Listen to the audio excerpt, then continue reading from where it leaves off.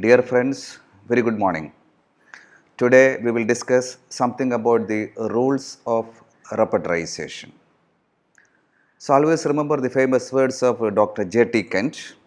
The proper use of the repertory will lead to correct offhand prescribing within years. That means we can repertorize without going through the pages of the repertory. And the mechanical use of repertory never leads to artistic prescribing nor to remarkable result. So we are going to discuss something about the proper use of repertory so that we can have repertorization without going through the pages of the repertory. And another famous words of Dr. J.D. Kent, true, some men do some good works without repertory. True, some men do some good work without a repertory. They also do more poor work than they would do with it. If they are using the repertory, they have excellent results. And during Hanuman's time, we had only 100 remedies. This limited number of remedies, that is proved, reproved, and published by the Hanuman and his disciples. That means they are very familiar with each and every symptoms of this limited 100 remedies. Still, they found it very difficult to practice without a repertory. So that is the reason Hanuman instructed Jar to compile a repertory.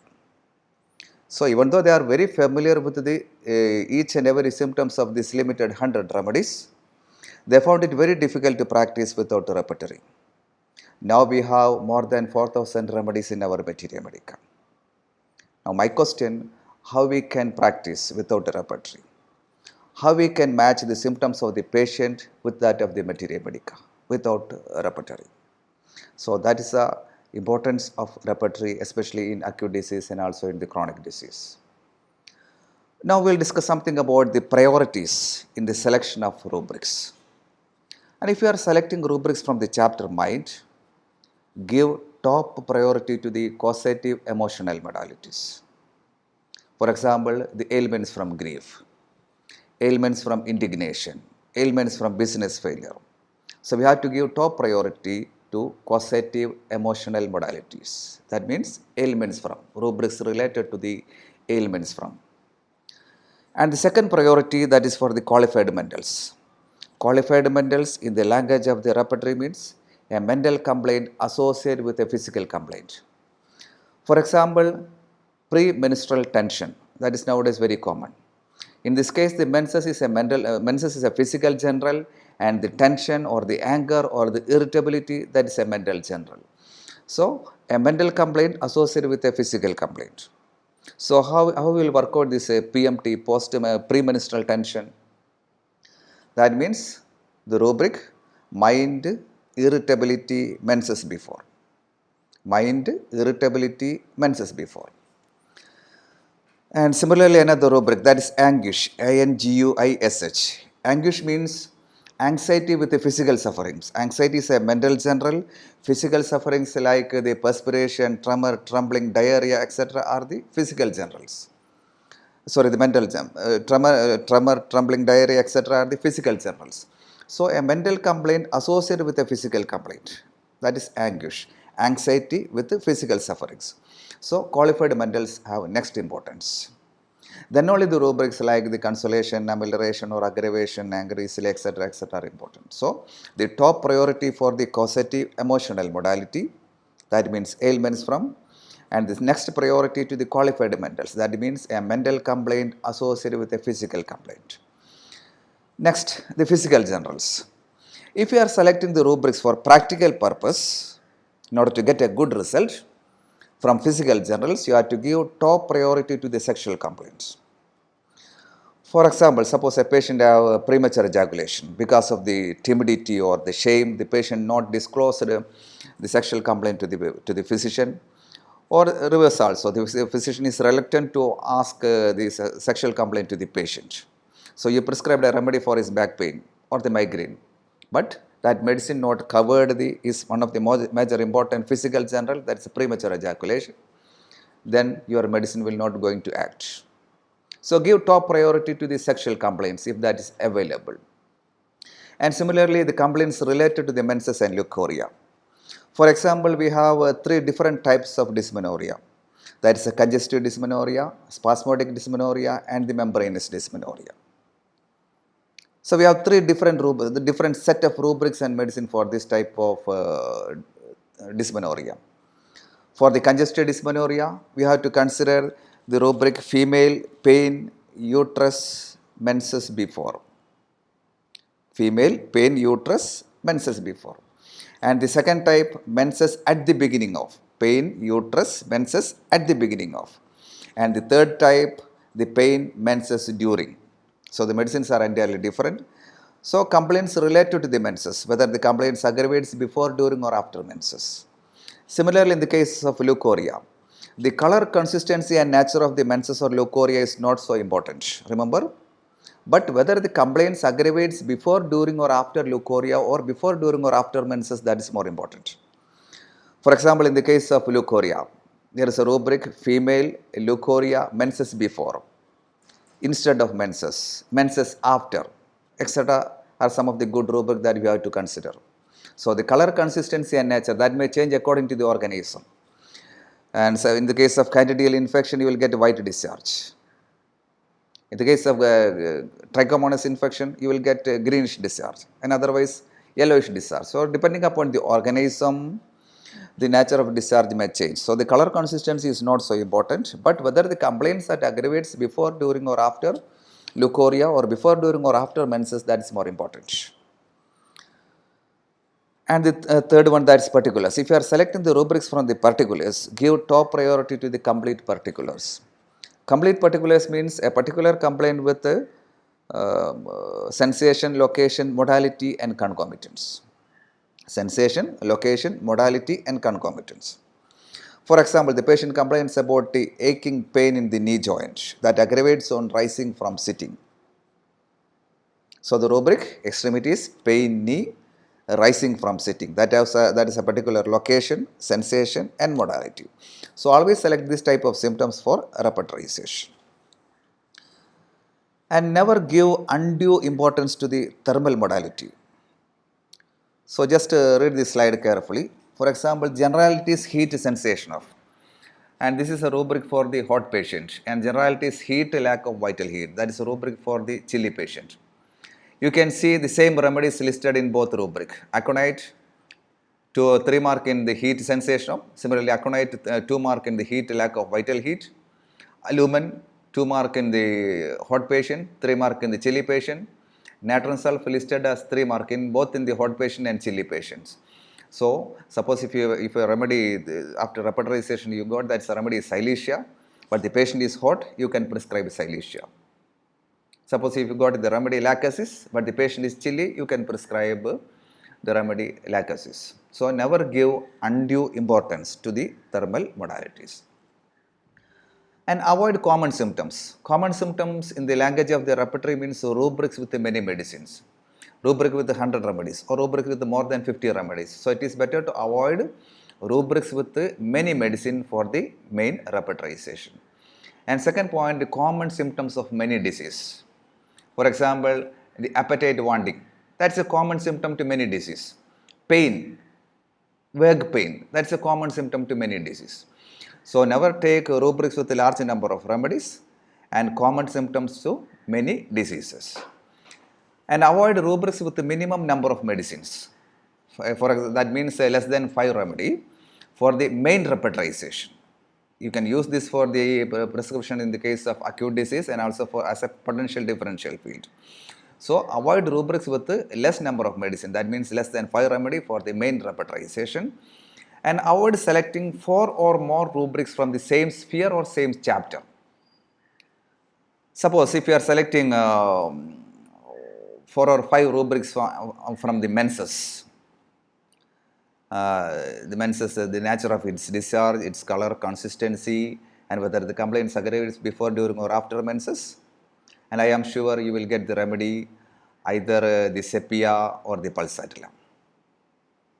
If you are selecting 4 or 5 rubrics from the chapter mind, you will definitely get, most probably you will get the remedies like ignition, natrum, etc. And if you are selecting 4 or 5 rubrics from the extremities chapter, probably you will get the remedies like sulfur and rustose on the top. That means these remedies have some specific or a particular some specific action in that particular sphere or particular chapter. So avoid selecting, if at all possible, 4 or 5 rubrics from the same sphere or from the same chapter.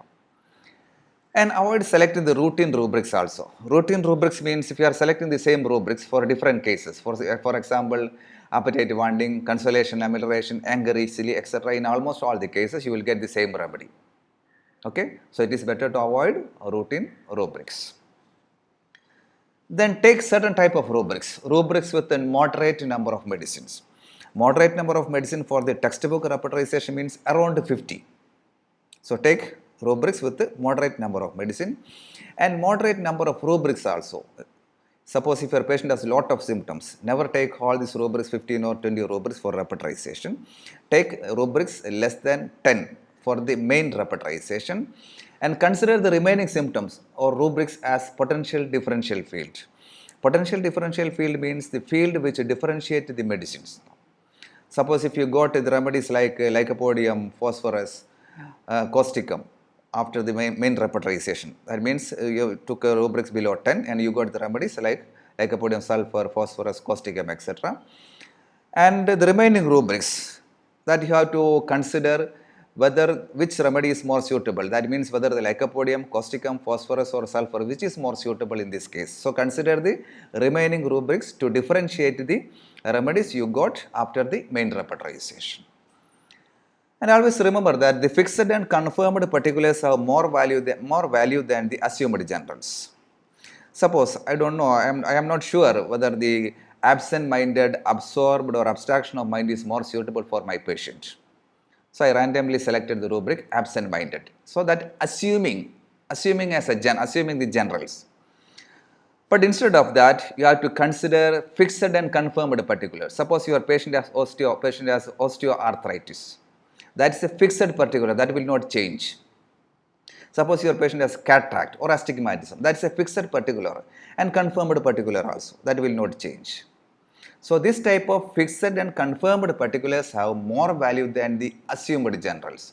Generals are always more important, but assumed generals, it is better to avoid taking the assumed generals, like the desire for pickles. That may change after some time, after 3 months or after 6 months.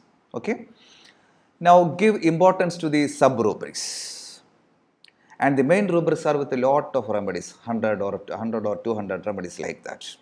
Suppose if your patient has sleeplessness, it is very difficult if you are taking the rubric sleeplessness from cancer, repetitory, Boger or whatever it may be, because that kind of lot of remedies are there. But the sub-rubrics are there. Sleeplessness, thought activity of mind from. Sleeplessness, waking after. Sleeplessness, grief from. So the complaints that causing the sleeplessness that is listed under the main rubric, sleeplessness. Suppose if your patient has some anxiety or fear, never take the rubric mind anxiety or mind fear, because that contains a lot of remedies. But instead of that, the sub-rubrics that is mentioned, specific sub-rubrics are there. Anxiety, anxiety on going upstairs, anxiety on seeing a crowd, anxiety trifle set. So there are a lot of good sub-rubrics are there. So always give importance to the sub-rubrics than the main rubrics that have a lot of remedies. And you have to consider the surgically treated symptoms in the past history as presenting complaint. That is the concept of Kent. Suppose your patient have had tonsillitis in the past and the tonsils removed, or ovarian cyst, that cyst removed in the past, or fibroid uterus, that fibroid removed.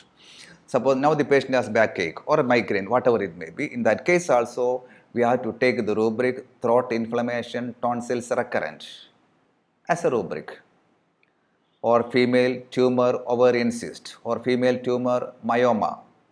So surgically treated symptoms in the past history should be considered as a presenting complaint, and you have to take the rubric also.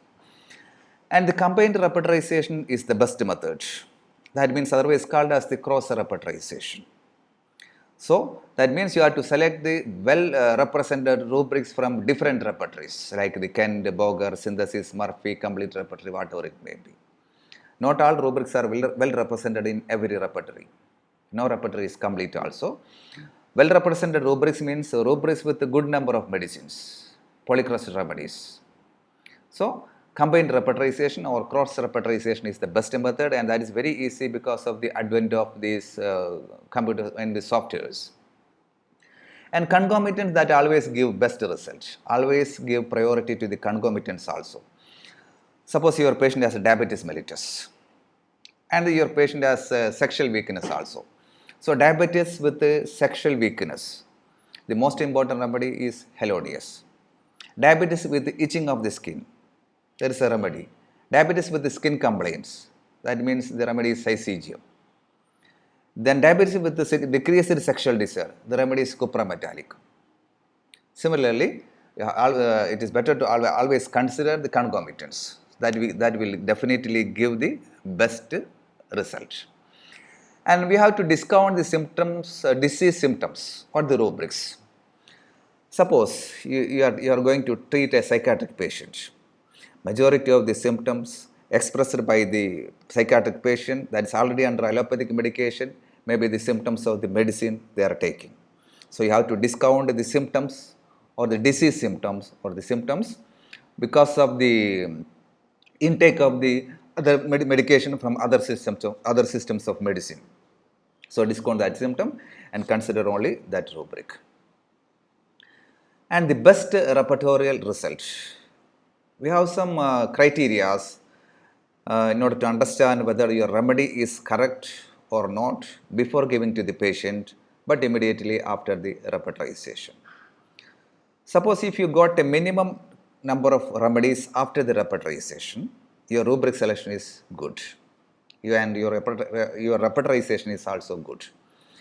And one of the major advantage of repertorization, that means we have to limit the number of remedies. So if you got a minimum number of combating medicine, your repertorization is good. And if you got some related remedies like the inimical remedies or the antidotal remedies or the complementary remedies on the top of your repertorization chart, your rubric selection is very good.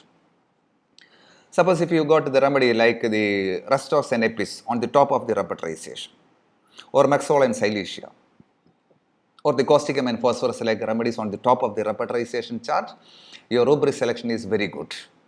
Inimical remedies means their symptomatology is too similar. If you are reading the Epis and Rustox, it is very difficult to differentiate. If you are reading the Maxol and Silesia, it is very difficult to differentiate. So if you got the inimical remedies on the top of your repertorization chart, your rubric selection is very good. And similarly, if you got the antidotal remedies on the top of your repertorization. Antidotal remedies means similar symptomatology but acting in the opposite direction.